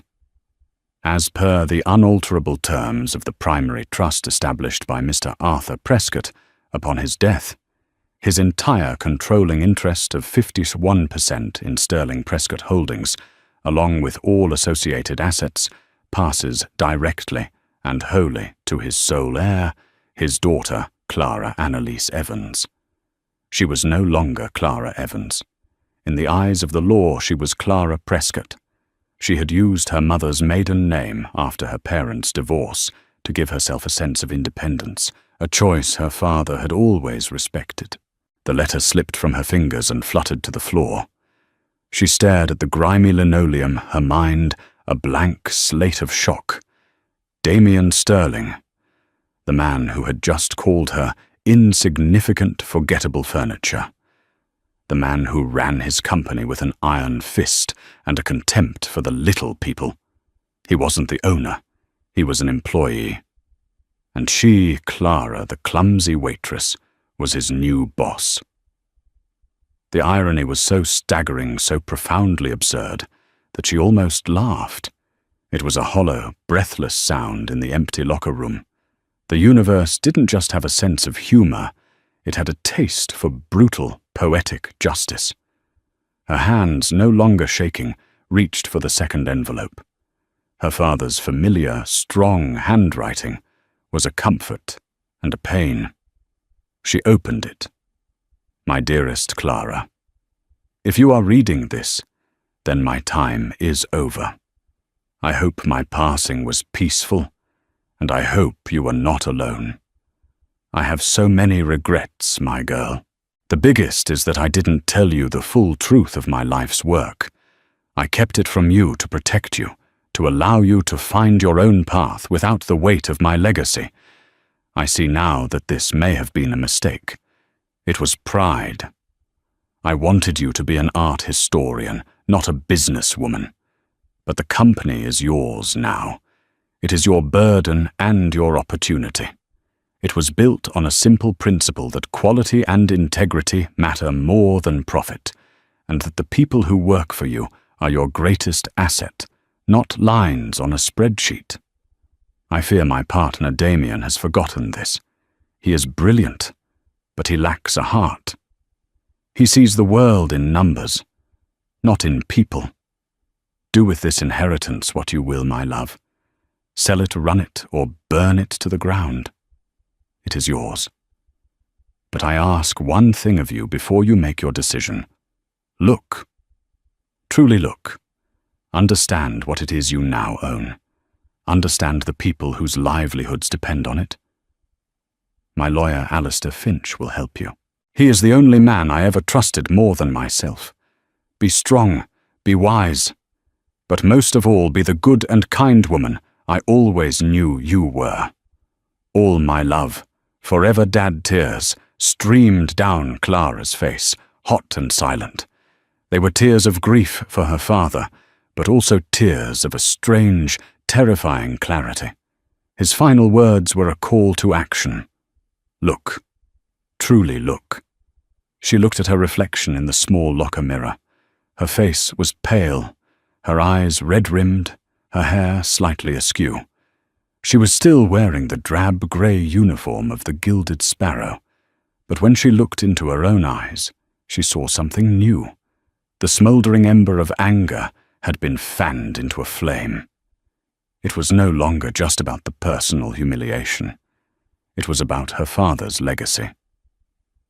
Damien Sterling, the man who preached about cutting away sentimentality and legacy, was actively destroying the very principles upon which her company was built. A plan began to form in her mind, audacious and terrifying. She would not march into the Sterling Prescott headquarters tomorrow and announce herself. He wouldn't respect her. He would see the waitress and fight her with every legal and corporate weapon he had. He had to be shown, not told. He needed to be undone by the very thing he despised, the insignificant person he never saw coming. She would follow her father's advice. She would look. She would stay right where she was in the shadows. She would be Clara, the waitress. She would watch, she would listen, and she would learn. And when the time was right, the furniture would stand up, and Damien Sterling would finally know her name. She picked up her phone and dialed the number for Alistair Finch. Mr. Finch. She said, her voice quiet but firm, laced with a steel she didn't know she possessed. This is Clara Prescott. We need to talk, and we need to be discreet. The next 2 weeks were a masterclass in duality. By day, Clara was a ghost in the corporate machine of Sterling Prescott Holdings. By night, she was a ghost in the dining room of the Gilded Sparrow. Her meeting with Alistair Finch had been a revelation. He was an older gentleman, with kind eyes that held a lawyer's shrewd intelligence. He had been expecting her call. He treated her not as a grieving daughter or a bewildered waitress, but as the rightful owner of a billion-dollar enterprise. Your father was a brilliant man, Ms. Prescott Finch had said, sitting opposite her in his stately wood-panelled office. He saw Damien Sterling's ambition and his ruthlessness. He hoped to temper it with his own philosophy, but he also put safeguards in place. Your 51% ownership is ironclad. The board can advise, but they cannot overrule you. You are, for all intents and purposes, the queen on the chessboard. Clara, who felt more like a pawn, outlined her plan. She didn't want to just take over. She wanted to understand the company from the inside out. She wanted to see the rot that Damien had introduced. Finch had smiled. An undercover boss. Very unorthodox. Your father would have admired your audacity. He became her guide, her cue to her James Bond. He granted her top-level anonymous access to the company's servers. From a cheap laptop in her small apartment, Clara logged in under a pseudonym A. Prescott began to dig. What she found was worse than she had imagined. Her father's company, once known for its craftsmanship and employee loyalty, was being systematically hollowed out. She started with the financials. Profits were up, astronomically so, but the methods were brutal.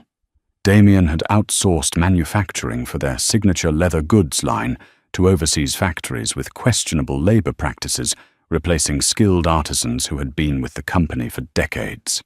The quality had dipped a fact, hidden by an aggressive marketing campaign. Then she found the personnel files. She saw a pattern of corporate restructuring that targeted older, higher-paid employees, replacing them with younger, cheaper staff. The pension fund had been restructured to minimize company contributions. The most damning discovery was a file labeled AP Legacy Fund. It was a philanthropic initiative. Her father had started a fund that provided scholarships for the children of employees and emergency financial aid for families in crisis. It was his heart and soul codified. Under Damien's leadership, the fund had been quietly drained, its capital reallocated to cover executive bonuses and marketing overages. He was literally taking money from the families of his workers to pad his own pockets and sell a lie of superior quality. The anger she had felt in the restaurant now had a target. It wasn't just about his personal insult to her. It was about his systemic betrayal of thousands of people of her father's entire life's work. During the day, she devoured reports and spreadsheets. She learned the names of the board members, Evelyn Reed, the razor-sharp CFO, who was fiercely loyal to Damien, George Hammond, an old friend of her father's, who had been increasingly marginalized, and two others who seemed to vote whichever way the wind of power was blowing. At night, she would put on her grey uniform and return to the Gilded Sparrow. Marcus had been relieved when she'd shown up for her next shift, apologizing profusely and offering to keep her away from the main dining room. But Clara had insisted. "I'm fine, Marcus," she'd said. "I need the money." Working there was now a surreal experience. She would serve men and women who unknowingly sat on the board of her own company. She listened to their conversations, piecing together the corporate power dynamics from snippets of overheard gossip. She learned that George Hammond was deeply unhappy with the company's direction, and that Evelyn Reed was Damien's enforcer, feared by all. One evening, George Hammond came in for dinner alone. He looked tired and defeated. Clara was assigned his table. He was polite, but distracted. "Is everything all right?" Sir Clara asked, as she refilled his water. He looked up at her. Really looked at her for the first time. "It's a long story, young lady. Have you ever felt like you're watching something you helped build get torn down brick by brick?" Clara's heart pounded in her chest.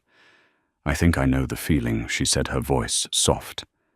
"This place used to stand for something." He mumbled more to himself than to her.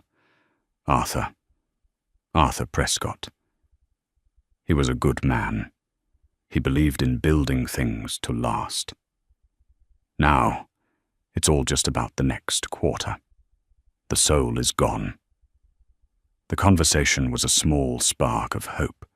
She had an ally, even if he didn't know it yet. Her most nerve-wracking nights were when Damien Sterling returned. He came in twice more during those 2 weeks. He never once recognized her. To him, she was just another part of the scenery. The first time, he was with a glamorous model and ignored Clara so completely it was as if she were a ghost. The second time was different. He was meeting with a journalist for a puff piece.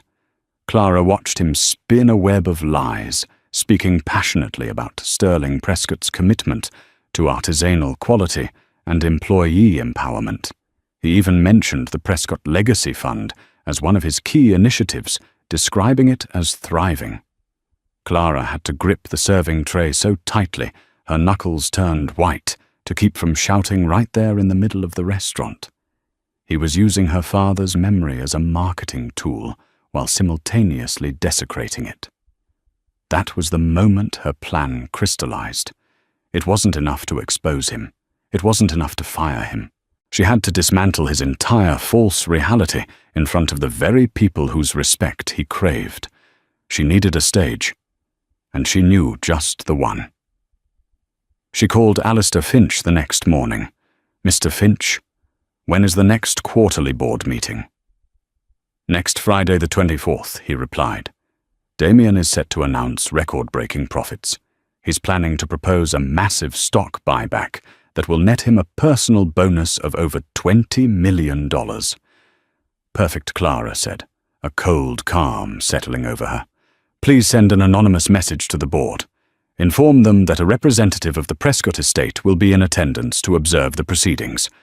"A representative?" Finch asked, a hint of excitement in his voice. "Yes," Clara replied, looking at her reflection. She wasn't a waitress or a ghost anymore. Tell them the majority shareholder is sending someone to protect her interests. Let him sweat for a week. Let him wonder who is coming for his crown. The game was on. The anonymous email from Finch, Covington and Dunn landed in the inboxes of the Sterling Prescott board members like a perfectly timed grenade. It was brief, professional, and utterly destabilizing. To the board of directors of Sterling Prescott Holdings, please be advised that a representative of the Prescott estate will be in attendance at the quarterly meeting on October the 24th. The representative will be acting with the full authority of the majority shareholder to observe the proceedings and ensure her interests are being properly represented. Sincerely, Alistair Finch, Senior Partner, Finch, Covington and Dunn. The ripple effects were immediate. Clara, monitoring internal communications through her back-channel access, watched the panic unfold. Damien Sterling, who ruled his domain with absolute certainty, was suddenly faced with an unknown variable. The Prescott estate had been silent for a year. A sleeping giant he had likely assumed would stay asleep forever. The heir, an unknown daughter he'd never bothered to track down, was a non-entity in his mind. Now this ghost was sending a proxy. His emails to Evelyn Reed, the CFO, were frantic and demanding. Who is this? What do they want? Did Finch give you any names? Is it a bank? A trust manager? Evelyn's replies were clipped and efficient, but Clara could read the underlying tension. Finch is a locked box, Damien. He said only that the representatives would make themselves known at the meeting. Damien's paranoia went into overdrive. He ordered a complete audit of all departmental reports, demanding that every number be triple-checked. He scheduled extra prep meetings, grilling his vice presidents until they were pale with exhaustion. He was a man trying to find a crack in his own fortress, terrified that someone else had already found it. Clara saw her chance to subtly test the waters. Working with Finch, she had him send a single follow-up query to George Hammond, the old board member who had lamented the company's direction. The query was simple. The Prescott estate has concerns regarding the dissolution of the AP Legacy Fund. Can you provide any context? The response was telling. George Hammond wrote back a long, heartfelt email detailing his objections to the fund's closure and his failed attempts to argue for its preservation. He attached the original meeting minutes, where Damien had railroaded the decision through framing it as a necessary fiscal consolidation. In contrast, when Finch sent the same query to Evelyn Reed, her response was a single, cold sentence. All fiscal reallocations were approved by the board and are in full compliance with corporate bylaws. The battle lines were being drawn before the first shot was even fired. Meanwhile, Clara's life at the Gilded Sparrow continued. She was now a spy in plain sight. One evening, just 3 days before the board meeting, Damien Sterling came in with Evelyn Reed for a strategy dinner. They chose a secluded booth, but not secluded enough for Clara, who made sure she was the one assigned to their section. She approached the table notepad in hand, her face a perfect mask of professional deference. "Good evening." "May I get you something to drink?" Damien didn't even look up from the papers spread across the table. "Scotch. Macallan, 25. "Neat." Evelyn Reed, however, did look up. Her sharp, intelligent eyes lingered on Clara for a fraction of a second longer than necessary. It was a look Clara had seen before from powerful people, a quick, dismissive scan to categorize and file away. Waitress. Unimportant. Move on. The moment passed, and she ordered sparkling water. For the next 2 hours, Clara served them refilling drinks, delivering their food, and listening to every word. Their conversation was a chilling window into their worldview. The Prescott ghost is spooking the street. Damien grumbled, swirling the amber liquid in his glass. "We need to present a united front. The numbers are undeniable. Profit is the only thing that matters. This representative, whoever he is, will be a bean counter from a bank. Show him the money and he'll crawl back into his hole. And Hammond Evelyn asked, her voice low, "George is a dinosaur." Damien sneered. "He's still living in the era of company picnics and gold watches. He'll make some sentimental speech about Arthur's vision. I'll let him, and then we'll vote him down." As always. Clara felt a fresh wave of cold fury. They were so certain, so arrogant in their private bubble of power. But it was Damien's next words that truly cemented her resolve. Evelyn pushed a file towards him. "This is the final proposal for the V-Series handbag line. It involves closing the last domestic workshop in Ohio. We'll be laying off the remaining 60 artisans. It will increase our profit margin by another 4%. Damien barely glanced at it. "Do it. They're overpaid anyway. Any skilled worker who thinks they're irreplaceable in a global economy is a fool. They're cogs in a machine, and cogs can be replaced." He took a long sip of his scotch. Sentiment is a liability. Clara stood by the service station, polishing a wine glass her back to them. Cogs in a machine. The phrase echoed in her mind. Her father had known the names of the men and women in that Ohio workshop. He had called them artists. She walked back to their table to clear the dessert plates.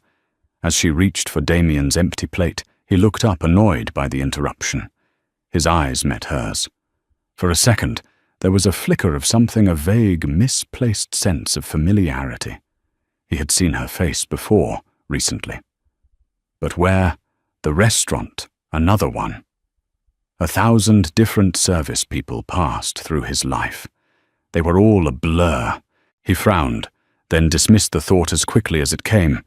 He waved a hand at her. "Just the check." As Clara ran his credit card, she looked at the name, embossed on the platinum plastic, Damien Sterling. Below it, in smaller letters, CEO Sterling Prescott Holdings. She handed the receipt back to him. "Thank you, Mr. Sterling. Have a good evening." Her voice was steady, her expression neutral. But inside, she was making a vow. He would not close that workshop. He would not lay off those artisans. He would not win. He thought he was playing chess with a ghost, a faceless representative from a law firm. He had no idea he was sitting 3 feet away from the Queen, and she was about to checkmate him. The morning of October 24th dawned grey, and overcast the sky, a blanket of steel over the city. Clara woke before sunrise. There was no waitress uniform laid out for her today. Instead, hanging on the back of her bedroom door was an outfit she had purchased with the last of her own money, a deliberate choice. It was a simple, elegant, dark charcoal pantsuit. It wasn't flashy, but it was perfectly tailored. It spoke of seriousness and authority, not wealth. It was a uniform of a different kind. She showered and got dressed, the unfamiliar fabric feeling strange against her skin. This was armor. As she styled her hair into a simple professional bun, she looked at herself in the mirror. The tired, harried waitress was gone. The woman looking back at her was someone else. Her eyes were clear and focused, holding a quiet intensity. The weeks of digging, listening, and planning had forged a new confidence in her. She was no longer just Arthur Prescott's daughter. She was the guardian of his legacy. A car sent by Alistair Finch was waiting for her downstairs. She spent the ride to the Sterling Prescott Tower, going over her notes one last time. It was a formidable stack financial reports, highlighting the disparity between rising profits and declining quality, damning internal emails, a detailed analysis of the gutted legacy fund, and most importantly, a list of names. The names of the artisans in the Ohio workshop. The names of the long-term employees who had been forced into early retirement. The names of the children whose scholarships had vanished. She wouldn't just be fighting with numbers. She would be fighting with lives. Alistair Finch was waiting for her in the marble and glass lobby. He looked her up and down, a proud, fatherly smile on his face. "Arthur would be so incredibly proud of you, Clara," he said, his voice thick with emotion. "Let's hope I can do right by him," she replied, her own voice steady. "You have the truth on your side. In my experience, that is the most powerful weapon in any room." He handed her a slim leather portfolio. "Everything is in order. You are legally and officially recognized as the majority shareholder. When you speak with the full weight of the Prescott estate." They rode the silent high-speed elevator to the 40th floor where the boardroom was located. As the doors opened, they stepped into a hushed, opulent reception area. A nervous-looking executive assistant hurried towards them. "Mr. Finch, welcome. We were expecting you." The assistant's eyes darted to Clara, a flicker of confusion in her expression. She was clearly expecting an older man, a banker or a lawyer, not this poised young woman. "The meeting is about to begin," Finch said smoothly. "We won't be late." He gestured for Clara to walk ahead. The doors to the boardroom were massive, carved from dark mahogany. Clara took one final deep breath and pushed them open. The room was exactly as she'd pictured it, a long, polished table reflecting the grey sky, outside high-backed leather chairs, and the faint, expensive scent of power. The board members were all there, seated. At the head of the table, looking impatient and imperious, was Damien Sterling. He looked up as they entered his eyes, immediately locking on Alistair Finch. A look of strained cordiality settled on his face. "Alistair, good of you to come," he said, rising from his chair. "We were just about to start. You must be the representative from the estate." His gaze then slid to Clara, standing just behind Finch. He didn't recognize her, not even a glimmer. In his mind, the context was so utterly impossible that his brain simply didn't make the connection. She was a lawyer's assistant, a junior associate. "Furniture, and this is your—" he asked, trailing off with a dismissive wave in her direction. Alistair Finch stepped to the side, a subtle, deliberate movement that left Clara standing alone in the full view of the entire board. "Mr. Sterling, members of the board," Finch began, his voice resonating with quiet authority. "I am here today only in an advisory capacity. The representative of the Prescott estate, the sole heir and majority shareholder of this company, is here to speak for herself." He paused, letting the weight of his words settle in the silent room. "Allow me to introduce you all to Ms. Clara Prescott." The name Prescott hit the room first. George Hammond's eyes widened in surprise. Evelyn Reed's perfectly composed face tightened almost imperceptibly. But Damien Sterling was still processing. He stared at Clara, a deep frown creasing his brow. The name was familiar, of course, but the face was still just a nagging, unimportant whisper in the back of his mind. He had seen her somewhere. A restaurant, a gala. It didn't matter. Clara met his gaze directly. Her heart was hammering against her ribs, but her expression was calm, her eyes like chips of ice. She let the silence stretch, forcing him to truly look at her, to see past the pantsuit, past the boardroom, back to a Tuesday night of spilled wine and shattered glass. And then she saw it. The flicker in his eyes, the dawning, horrified recognition. His mouth fell slightly open. The blood drained from his face, leaving behind a mask of pure, unadulterated shock. The CEO, the titan of industry, looked as if he had just seen a ghost. Clara gave him a small, cold smile. "Mr. Sterling," she said, her voice clear and steady, carrying to every corner of the room. "We've met before. You said I had a forgettable face."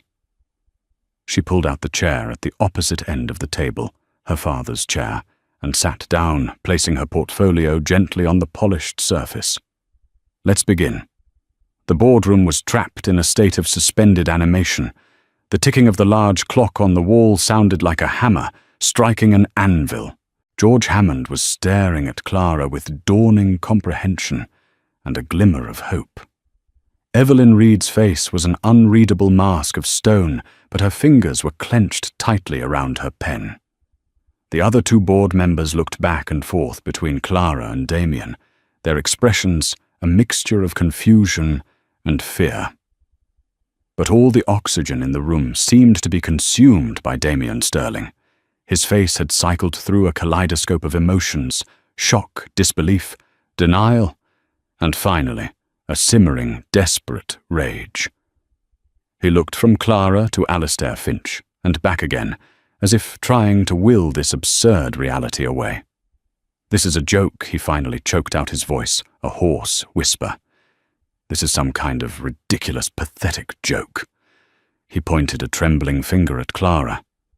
"She's a waitress. I saw her just a few weeks ago at the Gilded Sparrow. She spilled wine all over me." Clara met his frantic gaze without flinching. "Yes, I was a waitress, Mr. Sterling. And yes, I spilled wine on you, after your associate knocked my arm. But you weren't interested in the details, were you? You were too busy telling me to know my place." She let that hang in the air for a moment, before turning her attention to the rest of the board. "Good morning. I am Clara Prescott. For those of you who knew my father, Arthur Prescott, you know he believed this company was a family. For those of you who didn't allow me to tell you what he stood for, integrity, quality, and a fundamental respect for the people who dedicated their lives to building this enterprise." She opened her portfolio. For the past year, Mr. Sterling, as CEO, has operated under the assumption that the majority shareholder was an absentee, uninterested party. He was mistaken. Damien slammed his hand on the table, his composure finally snapping. "This is outrageous, Alistair. What is the meaning of this?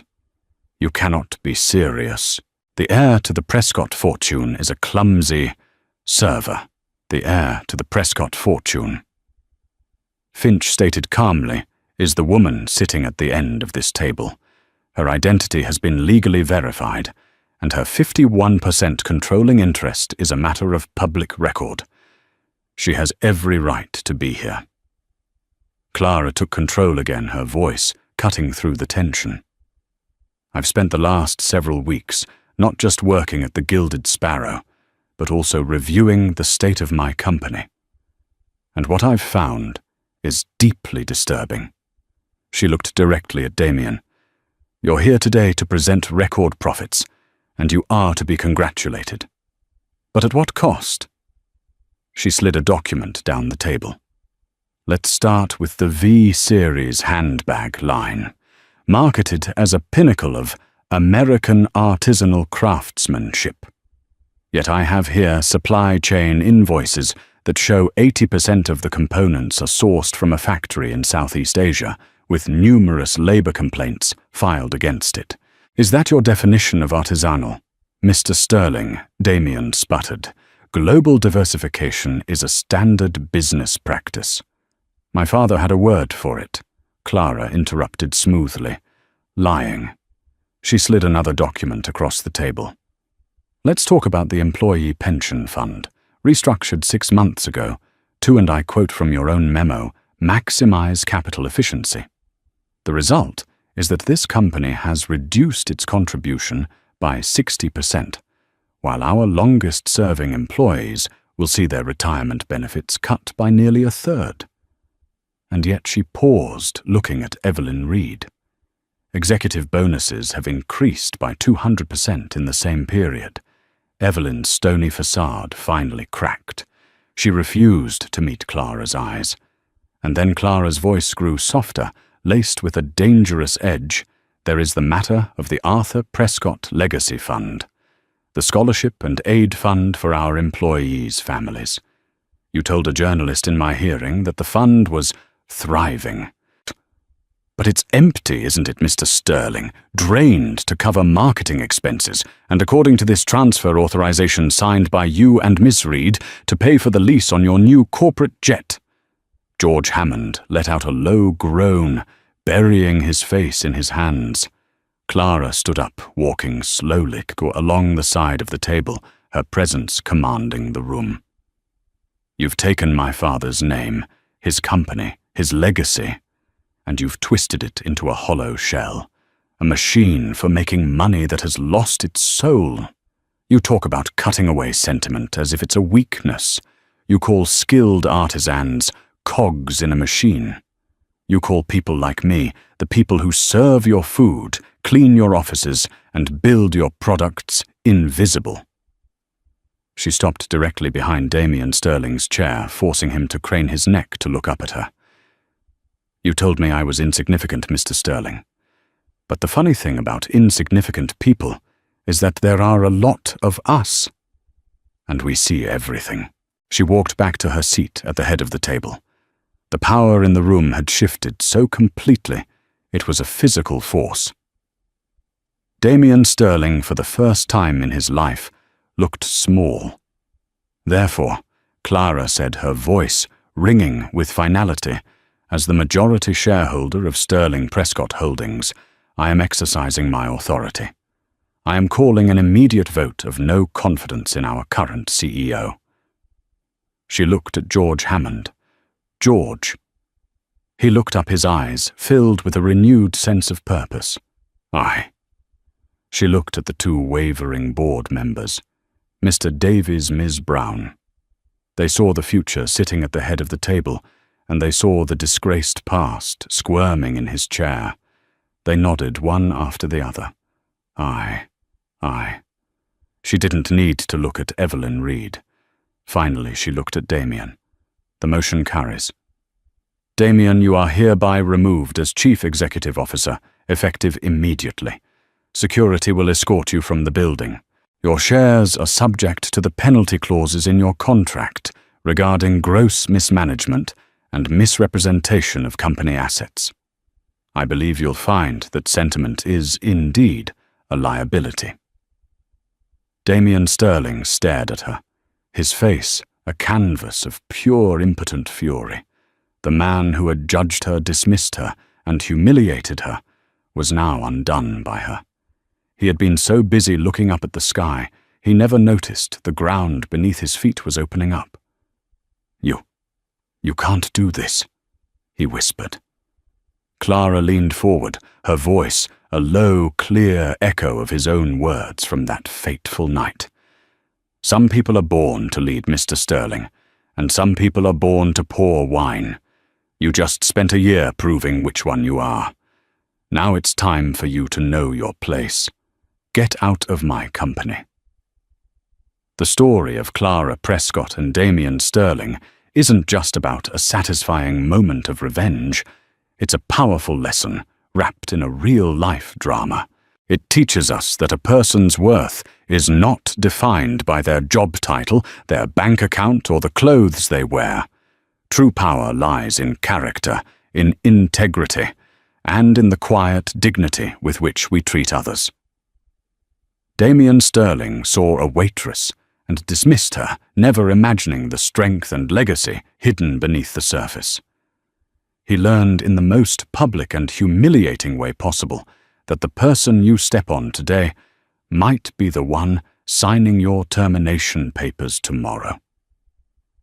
If this story resonated with you, if it reminded you that everyone deserves respect, and that karma has a way of finding even the most powerful people, then please help us share this message.